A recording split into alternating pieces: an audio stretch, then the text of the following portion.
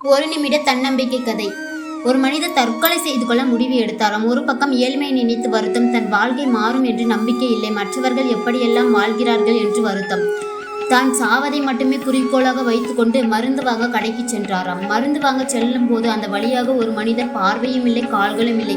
அந்த மனிதன் தன் இருசக்கர வாகனத்தில் அவரது மனைவியின் உதவினால் தண்ணீர் பாட்டிலை விற்று வருகிறார். அவரை பார்த்து ஆச்சரியப்பட்டு அவரிடம் போய், எனக்கு எல்லாம் இருந்தும் என்னால் வாழ முடியவில்லை, நீங்கள் எப்படி இவ்வளவு எளிமையான வாழ்க்கையை வாழ்கிறீர்கள் என்று கேட்டாராம். அதற்கு அவர் கூறிய பதில், எனக்கு கண்ணும் காலும் இருக்கும்போது அனைவரும் மதித்தனர், இப்போது யாரும் என்னை திரும்பி கூட பார்ப்பதில்லை.